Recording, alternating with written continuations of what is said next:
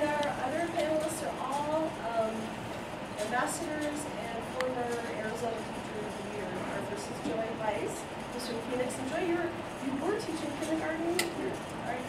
No, I'm third grade this year. Oh, third grade, okay. All right, and Barb Kingle is from Cerrito, which is south of Tucson. She teaches kindergarten. And Jamie, I'm going to freshman. Valderrama, I know it's long. And you're teaching where now? I'm teaching at Higley High School, and it's science, so super cool on the panel. But anatomy, physiology, and zoology. All right, and Christy Martorelli, who was last year's Arizona Teacher of the Year. And your content area is? I'm a K-3 reading interventionist. So I would like, I'm going to just open up by asking each of you to just share for a moment, what's your perspective when you think about Common Core at this point? What are your initial, well, maybe not your initial thoughts, but what thoughts roll through your mind when you're thinking about the Common Core? And some of you have been teaching kindergarten, so you've actually been implementing and unfolding. So, right, we're in our second year. So let's start right here with Jamie.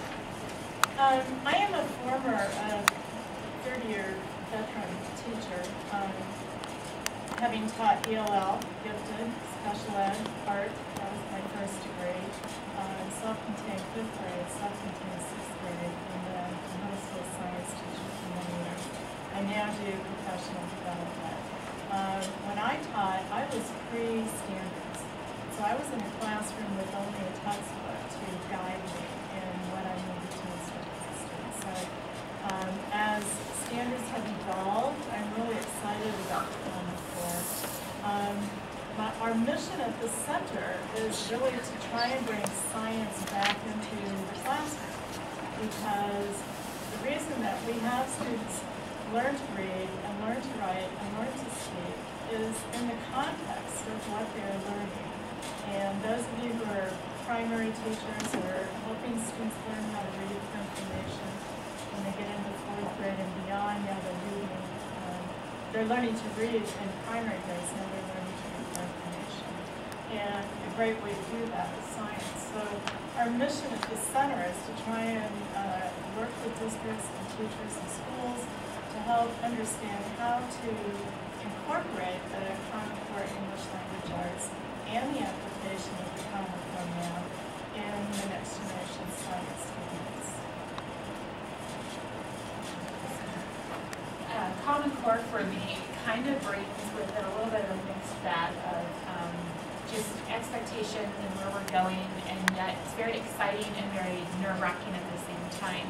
I, as the 2010 Teacher of the Year, was in Washington, D.C. when they were kind of drafting these.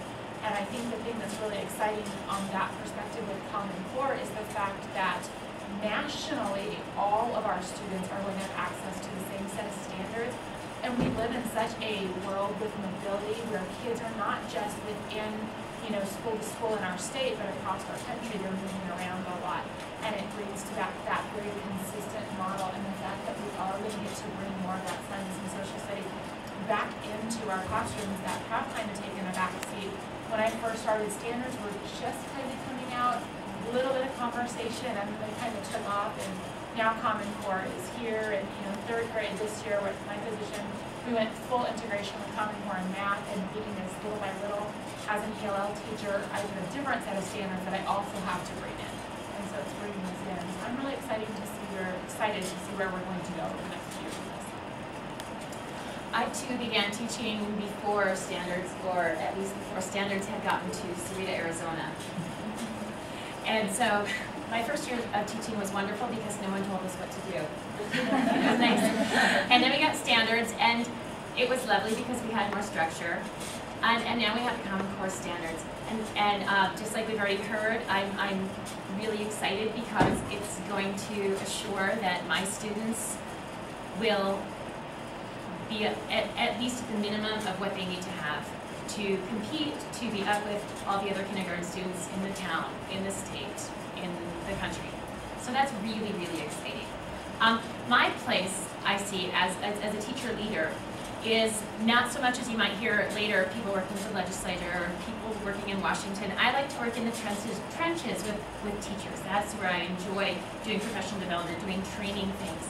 And so where I am living with Common Core is twofold. First of all, because I teach kindergarten, we started implementing 100%, not this year, but last year. At that point, kindergarten was the only grade level that had to have full implementation. So what that turned out to mean was that everyone was kind of learning about the new standards and getting ready to implement them, and the kindergarten teachers were running around in a panic. And we seemed like alarmists. And we were all bugging our administrators saying, what do we do? What do we do? What does this mean? We need training. We need stuff. What? And we were the only ones doing that, so we all looked like fanatics. And then the next year, first grade got on board. So then we were at least a larger group running around, freaking out about it. And we can't wait till next year when it's K-12. And by then, we'll kind of know what we're doing, and we'll get to watch everybody else freak out. Because it's new and it's different. And we had to change how we think about things, and we had to change how we teach. And we're already seeing benefits, and it's very, very exciting. But one of the challenges is that now, for our second year, we're trying to figure out how do we teach this new way with new ideas with the same old materials. My district can't afford to buy all new things. We haven't adopted any new curriculum, and there's really not good curriculum written yet that we have found that we could purchase even if we had the money to purchase it. So how do we take what we have, and how do we take what we have been told we need to use? Our district has adopted texts and series, and we have to use those. And how can we use those to do what we need to do? And we're continually learning more about what we need to do. And how can we do that? How can we use a report card that doesn't yet correspond to our new standards and our new style of teaching? How can we use standards that don't align to curriculum that doesn't align to report card? How can we fit it all in and send our students off with what we need? And you know what? We're kind of figuring it out. And as our district and our state adjusts more and more and more, and we think next year, when the big freak out comes, things might really change to get everything more in line. It's going to be exciting, so it's been quite the journey. Yeah, I mean, just building off of it, Common Core, you know, if you just look at the big picture, what is it? It's basically, it's a focus of educating kids that we're creating critical, adaptable thinkers. Because we know that they're not going to have, when they graduate, it's like when you guys graduate, things change. We'll never catch up with technology. We're never going to make that curve. What we can make are people who are able to learn and who are able to analyze material and who are able to figure this out. And so, you know, it's funny, a lot of teachers, and I know it's a little different at the elementary levels, but a lot of folks I know at the secondary levels, if you've been doing your job and watching what's happening, you've been teaching Common Core. I know when I started, because I do teach at ASU on the side too, and I noticed with my undergrads, and I teach an integrative health class, and I would give them some journal articles and maybe some studies that were coming out of universities. I asked them, compare and contrast this for me, and they couldn't do it. Because, you know, when they're in school, they're writing about, well, do you think we should have a cell phone or no cell phones? 5-paragraph essay, right? But they weren't used to actually taking information out of text and then analyzing it. And I saw them struggle at that level, so I was like, shoot, if they're struggling here, I need to start doing this more in my science class at home at the high school level. And I did. And it's not fun at first because it's kind of scary, because what you're doing now is you're asking kids to step outside of the comfort zone, and they're having to critically think and answer why. You know, you're showing them 5 different studies, you're telling them to read it, and then you're telling them to poll an opinion. You give them a statement, and they've got to support it or not support it based off of what they've got. And so I love it because it creates critical, adaptable thinkers. You know, when those kids get out, I think about when I first started teaching, I didn't really know biology until I started teaching biology. And I needed to learn how to analyze material and research in order to bring that into my classroom, and that's what we're teaching kids to do. So I think Common Core is great. I think that it's definitely going to hold accountability up for maybe teachers who are not doing the level that they need to do, and that's just the reality of it. That we are going to be in there, and that we are pushing kids, and we're pushing them to sometimes stumble, but they're stumble forwarding, and it's going to be a hard transition, so we're going to be jumping. I mean, we push back a lot of material back at grade. So the next few years are going to be tough for a few kids as they catch up. But these little kindergartners that Barb has, I mean, this is all they know. And what I love, these people coming out of these education programs, this is what you know. You're gonna be integrated with staff that's having that transitional issue, but this is what you know. And so you know what you need to do, and you're going to be helped working with those teams, and they're probably going to suffer more of that transition than you're going to suffer, because they've not had to teach this way. This is all that you'll know how to teach. Well, these ladies have done such a nice job explaining kind of the power behind, I think, the standards. But as Teacher of the Year, having the opportunity to speak with kind of all stakeholders, businesses and community groups, and higher ed and preschool and the governor's office and the legislation, I think the power of these standards is, for the first time in many, many years, at least in my history as an educator, that we're all on the same page, that all of those groups really, they've had an equitable voice to talk about what do our students really need when they walk outside the doors of our educational system and enter into higher ed or into the careers. And I think that that's a powerful thing, because for the first time we have people in education saying, this is what we need and this is why, and everyone else is on the same page with us. And so there's a lot of power in that connection to all stakeholders. And really, I think for educators, for us, it's very freeing to know that there's not 500 standards, I mean, that's an exaggeration, but not by much, that have to be taught every single year, that we, you have to stay on pace and you have to do this. It's really about, like Jamie said, about the kind of thinking that we're asking of students, because we can't teach them possibly every single thing that they need to know to be successful in the world, but we can teach them how to acquire that knowledge. We can teach them about how to solve the problems that don't exist yet. We can help them make decisions when they're presented with something that we never even thought they would be presented with. And so that's really the power of these standards and what they have the opportunity to do for education for me. So one of the questions was, are the old standards flawed or incomplete? What's the background there? And I know even a lot of experienced teachers are asking, is this just a new shift that's the new fad in education, or is this going to hang around for a while? Does anyone have some thoughts about that? Yeah, I can address the standards that I thought. And I came from, so I'm a biology teacher, and I came from the East Coast, and I was going off of national science standards. And I came here and I looked at the Arizona science standards. I have a good friend who teaches at ASU biology. He's like, so he called me up after I looked, he's laughing. He goes, what do you think? And I'm like, well, I said, let me tell you, I'm teaching national science standards, but it incorporated automatically already what Arizona. It wasn't complete. And, and going in and looking, I was like, there were gaps, and there were things where I was like, gosh, these kids are not getting, and what Christy said is so important, they're not getting what everybody else is getting. You want something where it is equitable. If you have a kid going to college on the East Coast from here, that they didn't have gaps in their education, they didn't have gaps in what they learned. And that's what makes this more professional for us. We're becoming professional. You look across for the board for medical, for doctors, for lawyers, and you look at a board that's consistent across the nation, and we're the only one that's so disjointed state-wise. So more and more coming in. And my personal opinion, and Christy probably can answer it more, but I think that enough states are adopted it at this point that this isn't just that lollipop of the month that's coming through the flavor, and we're like, okay, what are we doing right now? I think it looks like it's something that definitely has a bigger movement behind it than what we've seen in the past. Yeah, I think just to build on what you said, Joy, I get asked that a lot as I go around, and I'm an advocate for the core, and I speak on it frequently, and a lot of that's what it is as well. What if the legislation isn't passed, or this PARC assessment, it may not be done in time, and really this might just go on to something else. And I say that's all well and good, but if you look at the reasons behind the creation of the standard in the first place, those problems are still going to exist. Our students are still exiting our high schools not really prepared for what they're going to have to address as adults. So the fact that our students cannot develop coherent arguments based off of a text, that skill is still going to be needed within the business world. And so whether you switch standards or not, that is the reality. Our students are struggling to make basic C's in entry-level college courses. They're not going to get easier. And so the fact that they struggle or not, that fact is still going to be there. So as educators, I think, yes, we teach the standards, but we also teach for what our students need to know and be able to do, right? And that's kind of what we do as educators. And so knowing for me that, the term Common Core can go away, the PARC assessment cannot go through, but I still know that those are skills that my students are lacking. So that piece isn't going to go away, and those issues are still going to need to be addressed. And so for me, it doesn't really matter about the term.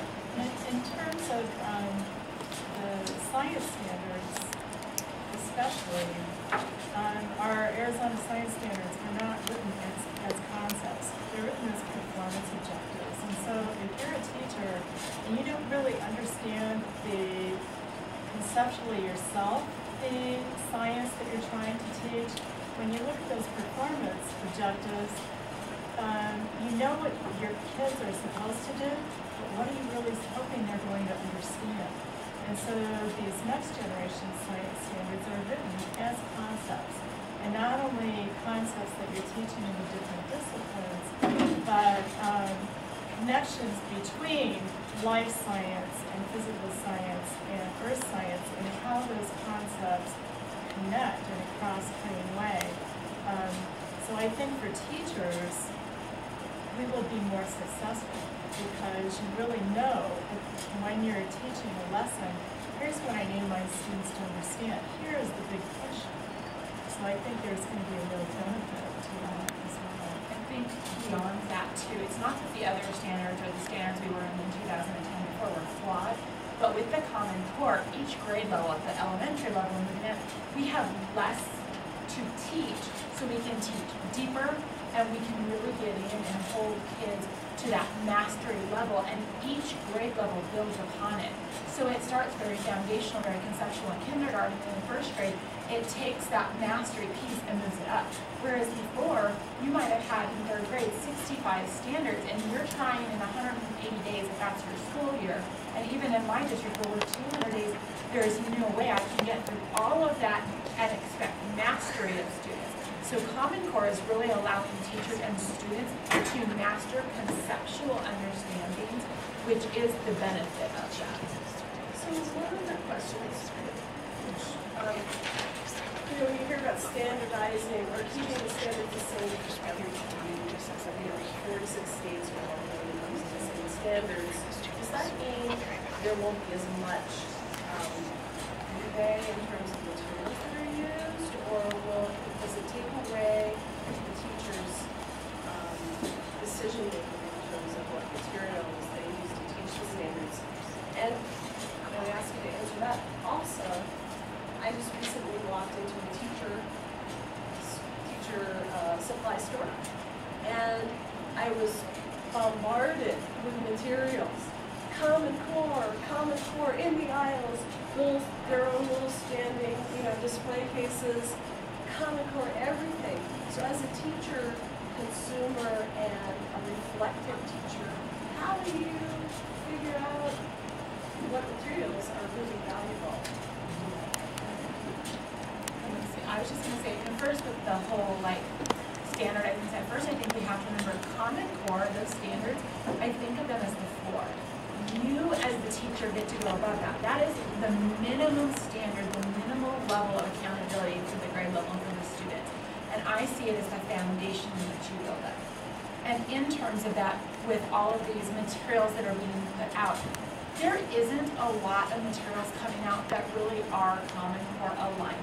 There are some different resources that you can pull to help you get resources that are aligned or look at it, but it is changing the shifts that teachers are doing, the conceptual level, the rigor of the stuff. I know in third grade, level of text complexity has shifted, and what's sitting in classrooms isn't working.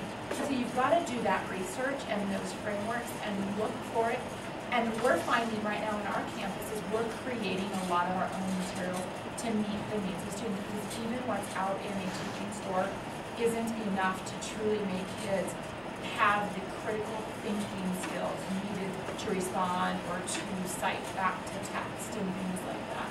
But I think if you remember the standards are the minimum and the floor, and you get to go beyond that and then differentiate for each kid's need. If you have a kid who's ready to go on, you do that. A kid who needs the scaffolding, you do that.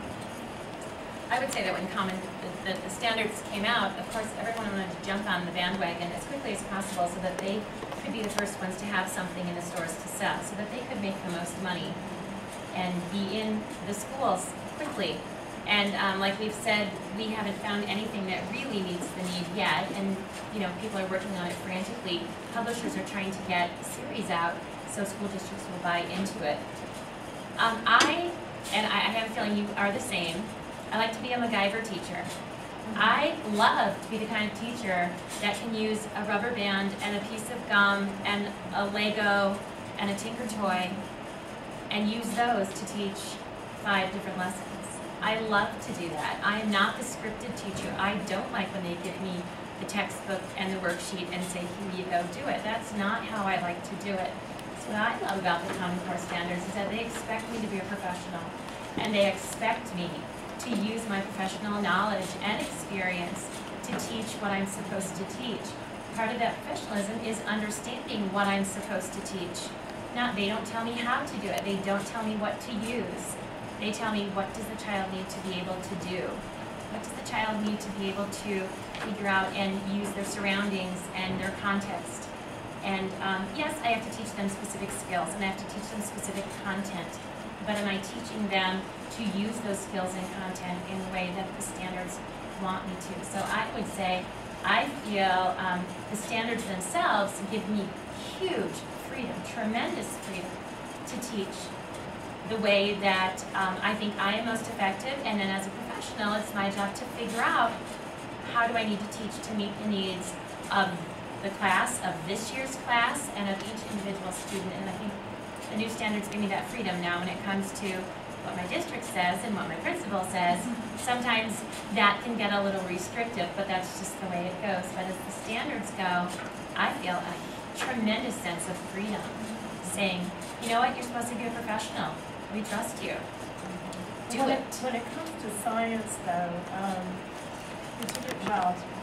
there's been a lot of research done in how people learn, particularly science.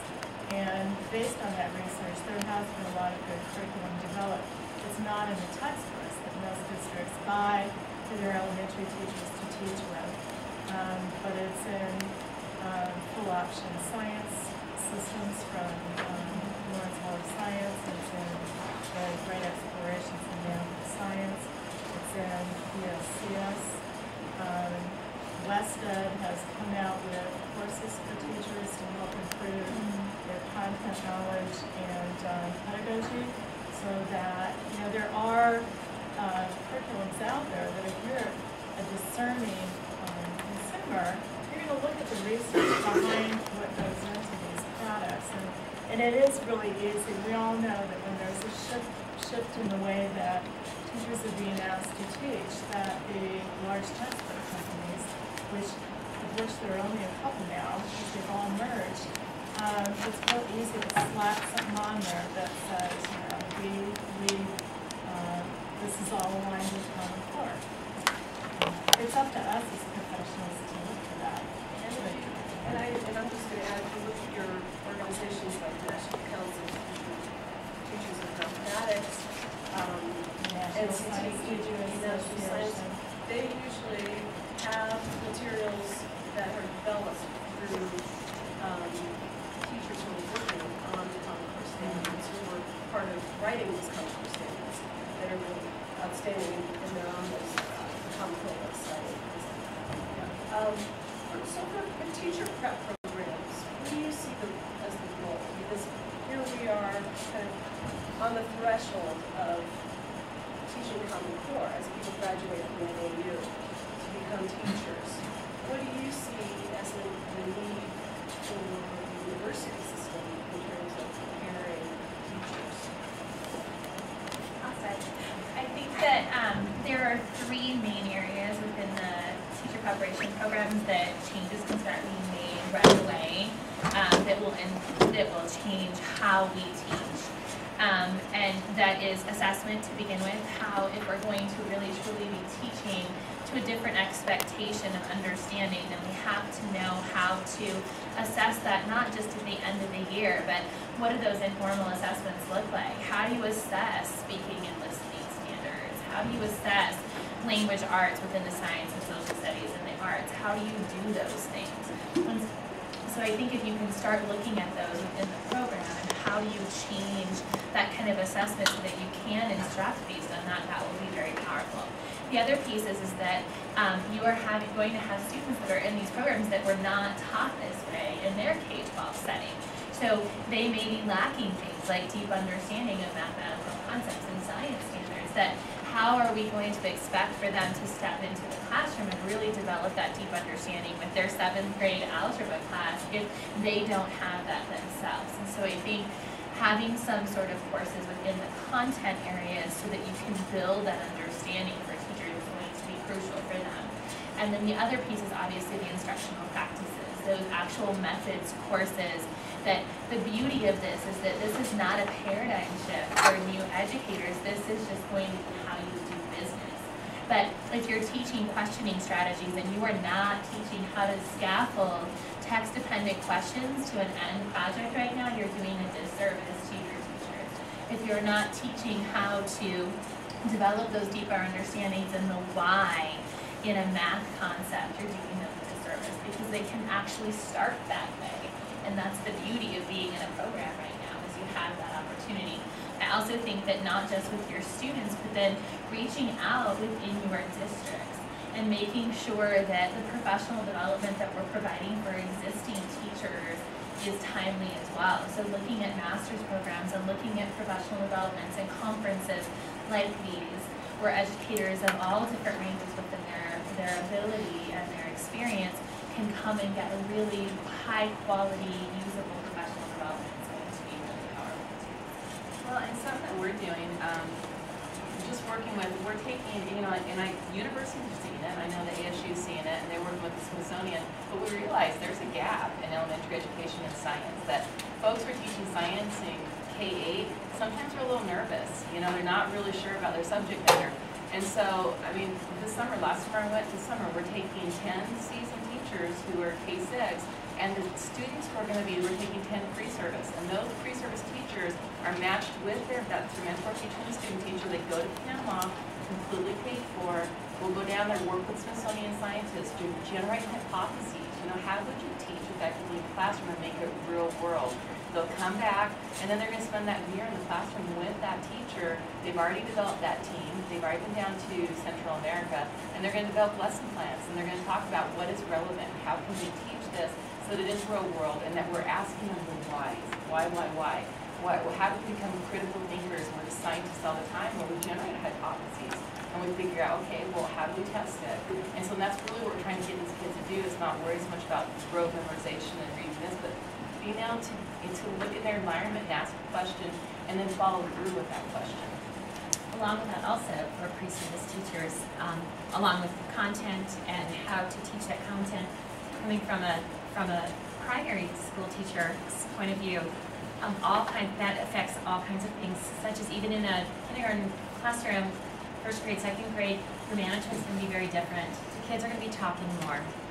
Gone are the days of the teacher standing in front. Hopefully gone are the days of the teacher standing in front, sharing the information, expecting the students to absorb it. What we just heard, how hands-on is that? The kids need to have their hands in it. The kids need to be the ones leading many, many discussions. The kids need to be talking more than the teacher does most of the time. And that is not typical or classic American classroom protocol. And so universities can get students ready for that as well. To have this in a busy, excited learning environment, the students aren't going to be quiet. They're going to be running a lot more of the show than they have in the past. Can I follow up with, how do you facilitate that in your classroom? If you're a new teacher, you want your kids to be not only sharing their ideas, but learning how to really listen to each other and feed off of those ideas so that there's an exchange going on in your classroom. What do you do in your classrooms to make that happen?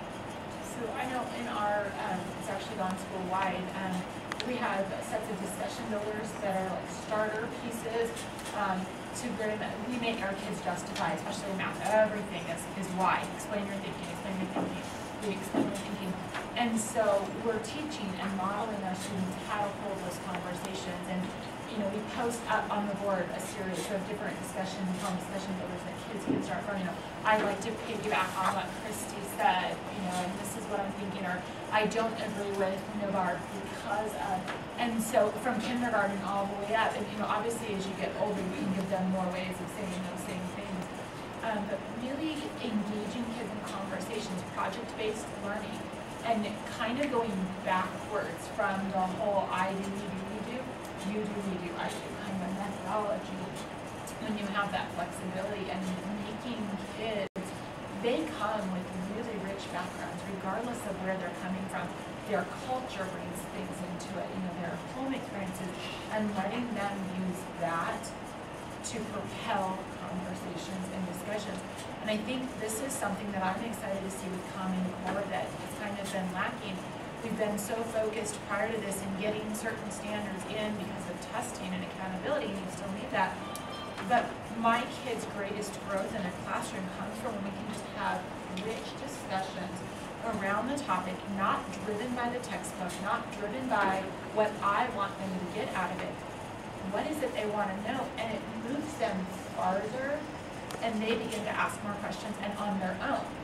We did that this year with, President's Month and Abraham Lincoln and Barack Obama, and I have kids still in the library pulling president books and wanting to know about this president now and this president. And that was not my intent or my objective originally, but what it has done is made them more critical thinkers, and now they're writing about it. So that's the whole purpose of what we're doing. And I think for regular classroom teachers, and going back to teacher prep, being able to model for teachers what it looks like, and letting them go through that experience of how to learn, particularly if you haven't learned that way yourself, to have questions posed that you're able to investigate and come back together as a group and share your data and try and make sense of what it means, so that you are sharing, you're making your thinking visual and you're constructing your knowledge together in a way that scientists would do, engineers would do. That makes it much easier for teachers to go back and implement those strategies in their classroom. We've been pretty successful with that with large grant funding programs. And then at NAU, we have NAU Teach, where we are trying to start with freshmen and sophomore early, kids who are interested in going into math and science, and getting them into an elementary classroom as freshmen to see if they like it, and see those good management skills that elementary teachers have, and getting kids talking. And then they try middle school, and then once they get into the program, they know that's what they want to do, and they don't wait until the end to get the pedagogy. It's modeled in their content courses throughout, because we know that teaching is hard, and it's not something that you can learn to do in 6 weeks or a semester. It takes a lot of experiences and a lot of practice. Joy said something about the I do, we do, you do. Just gonna say that. Joy, you said, did you say it's no longer the I do, we do, you do, and you did something with that, and then Jane just came in talking about modeling. So I'm hearing differences of opinion right there. I'm sorry to butt in, but if I'm not the only one that's having that. I don't think it's different. You need the modeling, and it is I do, we do, you do, but one of the ways to get kids really in and having that idea of them constructing their own knowledge, it can be done. I think you need a balance. And in my classroom, we have the I do, where I model and I teach and stuff, and then we do it, and then they go off independent. But there are times that we go in reverse, where a question is posed, or something is put in front of them, and they investigate, and they do the you do. Then we come up and do some meetings, and then I do the modeling, the correct. So I don't think it's a disagreement. I think it's just the way in which you can attack different content at different times, and you need the balance. You have to model. You have to scaffold. I'm not saying you don't do that at all. I just think that there are times that you can't be always the first one to model, because when you are the only one or the first one, we limit kids in some of their own innovation and creativity. Sometimes kids have to, because they will actually do a better job when they can explore, and then you go back and show them this is another way now. It's like when you draw the first house on the board with this and it's got the chimney. Yes. Every child thinks they need their house. Exactly. And I'm talking about what we as teacher leaders need to do to prepare teachers to be able to implement these new standards effectively because they may not have learned that way. And we all tend to teach the way that we've learned. And so if we want teachers to be effective in implementing Common Core and integrating English language arts with math, with science, with social studies, then it's incumbent upon us to model for them how they might do it. And the best way for them to learn, as our students do, is by experiencing what does that look like, what does it sound like, what does it feel like, so that they can begin to internalize it and do a better job on their own. I absolutely agree with you that we need to provide students with the opportunity to construct their own knowledge and think for themselves. So it sounds like what you're saying is that all of you're saying is that what we really need to do is know the right time to be able to really watch our kids and know when we should be asking them questions and when we should be coming back and listening to their questions and giving them that opportunity for leadership through the inquiry process so that there's a balance between where we need to model and where we need to let them take that lead. And that the Common Core really facilitates that. A question was asked about the arts. Why not STEAM?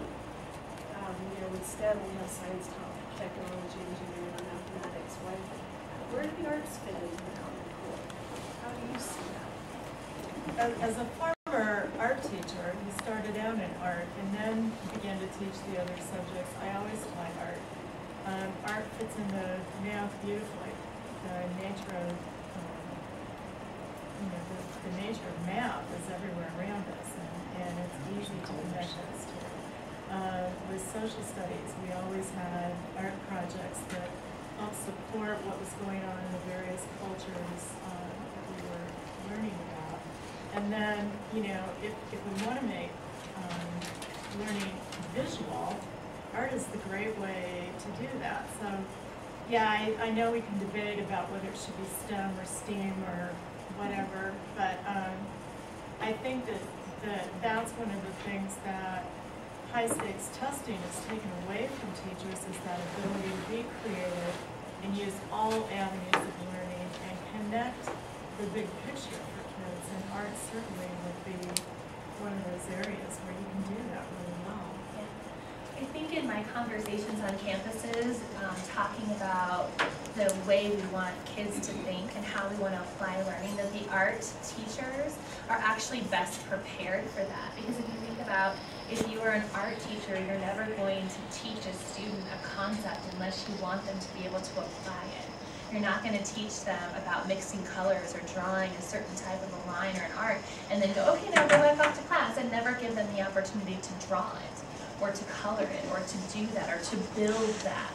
And so I think that the art teachers naturally teach with the application of those skills in the forefront of their mind. And I think sometimes we miss that in some of the other pieces. We're hoping for that one little discrete piece of knowledge without seeing the large application. And so I think that they are some of the best resources that campuses have. And I think that this actually will require us to integrate the arts and some of those other subjects that have been kind of pushed to the side because of testing, because they do naturally fit together. If you're making connections between multiple media sources, you're going to bring in music and poetry and plays, and those are the ways to make those kinds of connections. And so I'm hoping that it'll actually be a way to pull them in again, instead of having them delegated as the non-tested subjects. Group B, yeah, Group B. So, we have about 10 minutes left. And I want to make sure that we're looking at all sides. And when the question does ask about the limitations, is there water? Would allow you to go more in depth with content? Do you see any limitations or drawbacks or challenges in implementing? I'm just going to say this. It comes down to, Barb's laughing, it comes down to the teacher. I mean, the only limitations that are going to occur is if you are not passionate about what you do. If you do what you love what you do. If you love what you do, you love the transfer of knowledge. You love people. When you go in there, you yourself you participate in Common Core every day. You're constantly analyzing, you're integrating, you're figuring out what can I bring in that helps, that's going to kindle that fire inside that child's mind and get them excited. The hindrance, and it's in every classroom I've seen, is a teacher not being effective. Bottom line, I don't care what study they go across, I don't care what type of period day they have, what curriculum they put in, bottom line, the teacher is what affects that classroom. And that's the power that you have. And so, you know, when I look at it this way, I wouldn't look at, well, gosh, how am I going to be hindered? It's like, you know, what am I going to do to not only take this, but build upon it and make my kids so exceptionally prepared. Yeah, I just want to build on that. I couldn't agree more.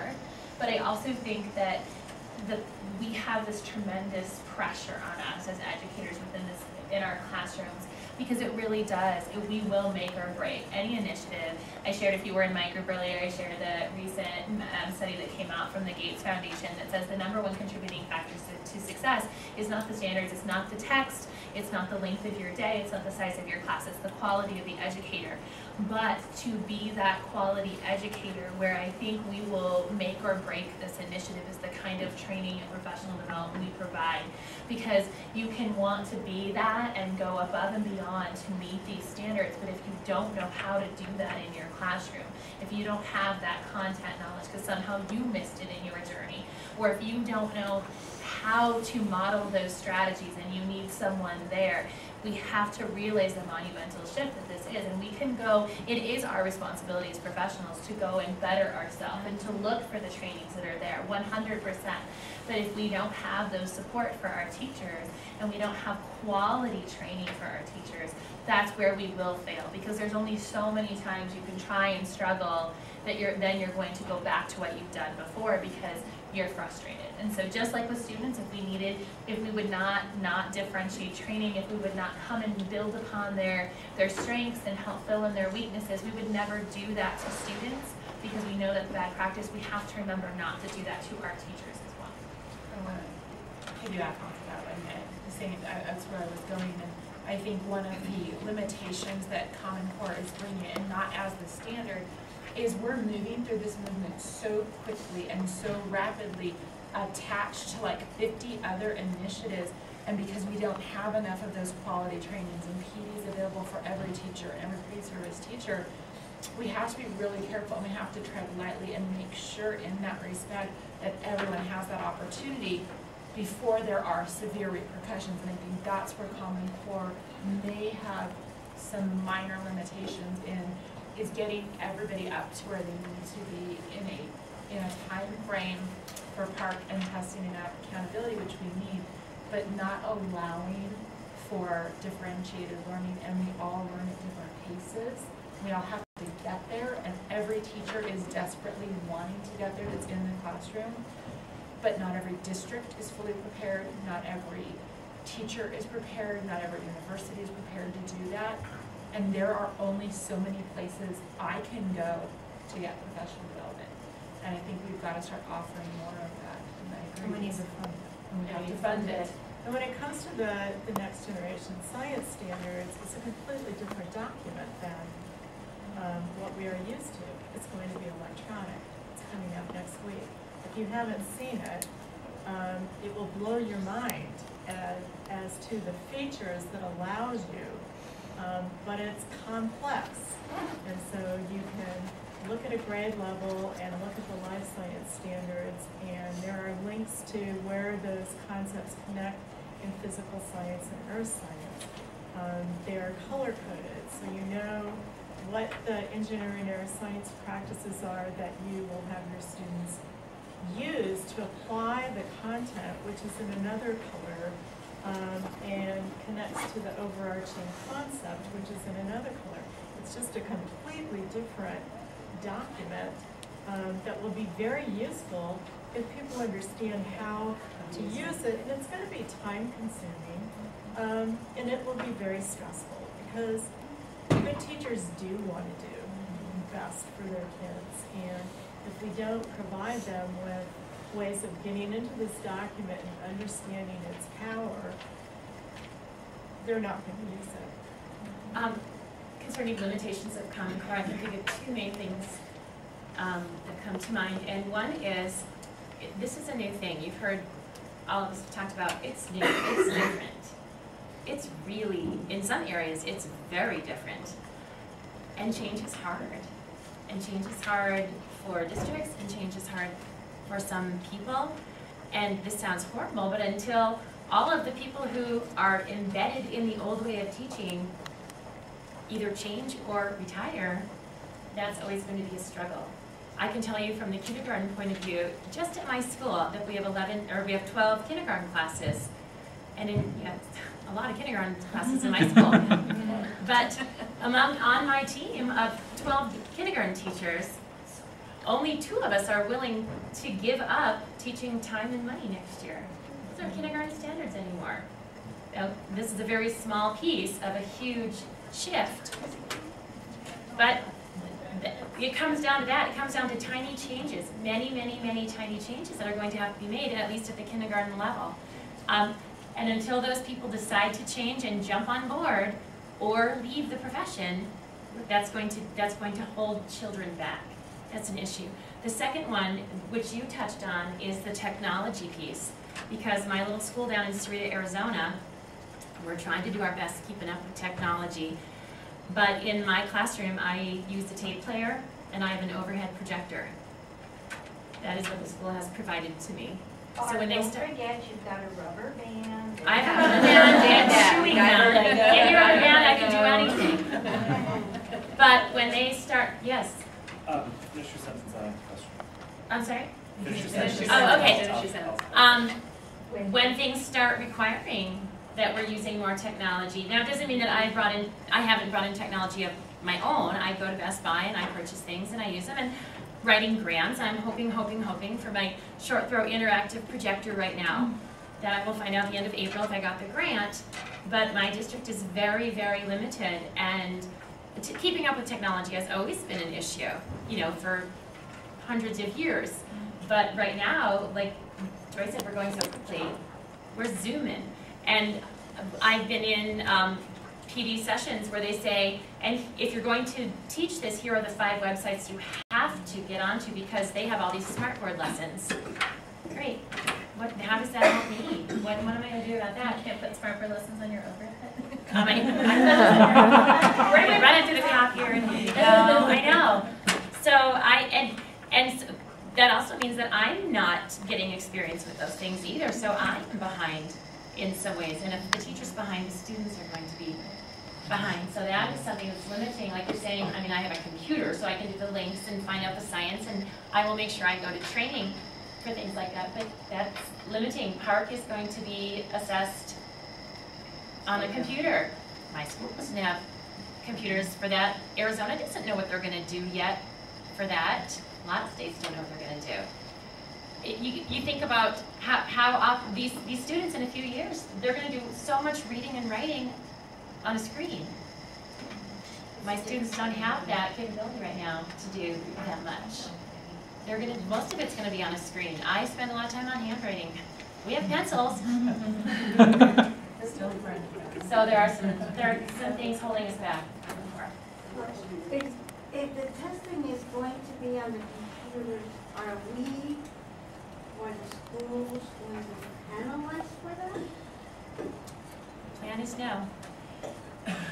There's a paper pencil option as well. It's just not optimal because the whole idea is to get your data back in time to be able to do something with it. And so it's just some of the pieces are also interactive in the sense that if you answer a question and you get it wrong, then it will adjust to a more appropriate level for where you are. And that will be difficult. Some of them have media pieces that they'll watch to respond to, and so it's in process. That's one of those new.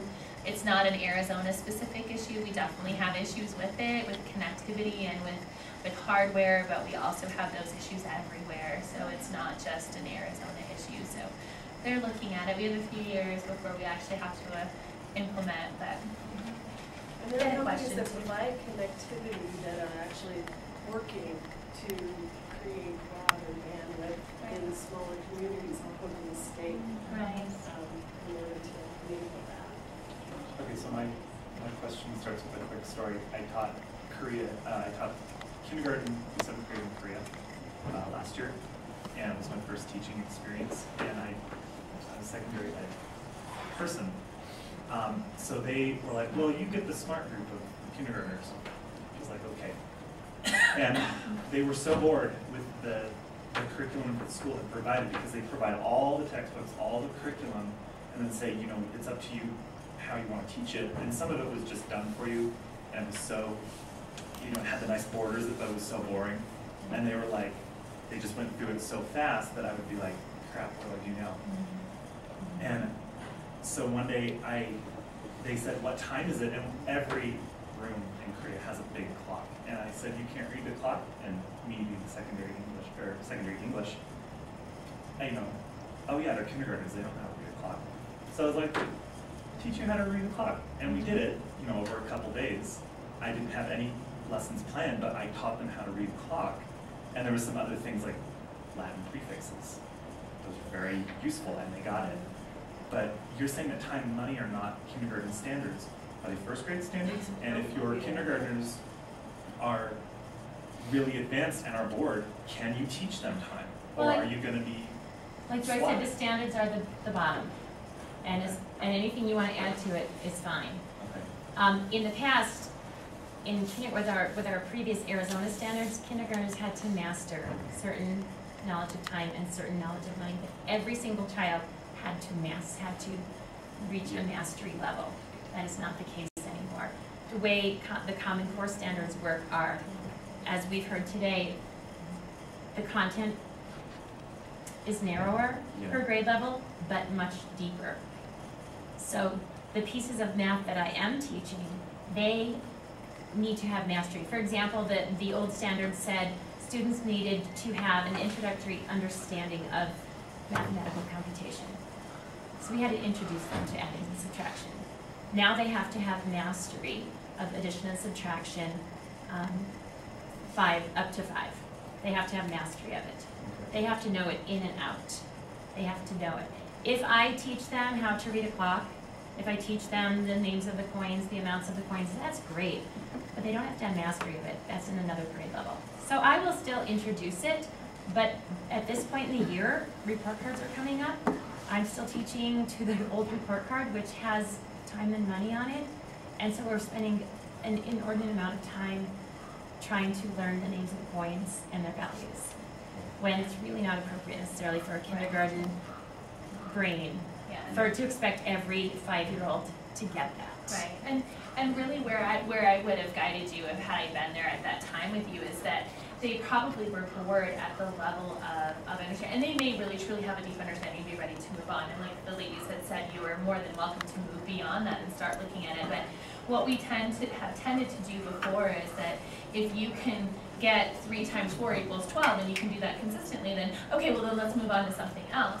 But does that student really understand why 3 times 4 is 12? Do they understand it's really that repeated addition? And do they understand why 4 times 3 and 3 times 4 are really 12? Like, do they have that deep understanding? So in kindergarten, you know, when your kiddos were bored, I wonder if they are able to apply it in multiple situations. You know, are they able to apply it at the word problem concept? Are they able to understand it at that deeper level? And they may have been, and like you said, you have the highest group, they may very well be ready to move on. But I think that our natural inclination in the past has been just, well, let's just teach 7th grade standards, or let's just move up to 8th grade standards when our 6th graders have something. But really, how deep do they understand that? And are they able to apply it in multiple areas? And if they are, then yes, it's definitely appropriate to move on. And not at a one-time shot. Right. It's, you know, sometimes kids get it, you know, you've done the test and they pass and you don't come back to it, and then all of a sudden, 6 months later, you come back and you realize they didn't have it deep enough to really make the connection to the next concept. And so and you can't move forward in concepts unless they have foundational concepts.